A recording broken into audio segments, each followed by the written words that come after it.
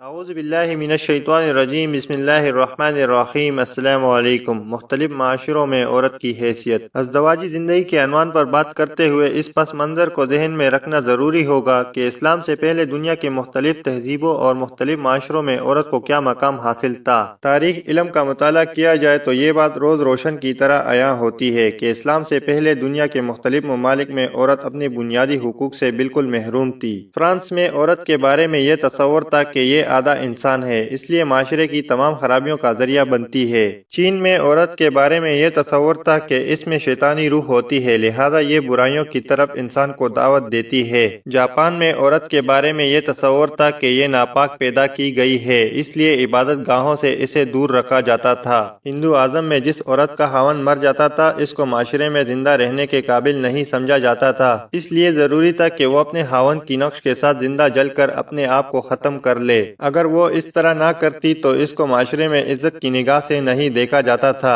عیسائی دنیا میں عورت کو معرفت الہی کے راستے میں رکاوٹ سمجھا جاتا تھا۔ عورتوں کو تعلیم دی جاتی تھی کہ کنواری رہ کر زندگی گزارے، جبکہ مرد راہب بن کر رہنا اعزاز سمجھتے تھے۔ جزیرہ عرب میں بیٹی کا پیدا ہونا عار سمجھا جاتا تھا، لہذا ماں باپ خود اپنے ہاتھوں سے بیٹی کو زندہ درگور کر دیا کرتے تھے۔ عورت کے حقوق اس قدر پامال کیے جا چکے تھے کہ اگر کوئی آدمی مر جاتا تھا تو جس طرح وراثت کی چیزیں اس کی اولاد میں تقسیم ہوتی تھی، اسی طرح بیوی بھی اس کی اولاد کے نکاح میں آ جاتی تھی۔ اگر کسی عورت کا خاوند فوت ہو جاتا تھا تو مکہ مکرمہ سے باہر ایک کال کوٹری میں اس عورت کو 2 سال کے لیے رکھا جاتا تھا۔ طہارت کے لیے پانی اور دوسری ضروریات زندگی بھی پوری نہ دی جاتی تھی۔ اگر 2 سال یہ جٹن کاٹ کر بھی عورت زندہ رہتی تو اس کا منہ کالا کر کے اسے مکہ مکرمہ میں پہرایا جاتا، اس کے بعد اسے گھر میں رہنے کی اجازت دی جاتی تھی۔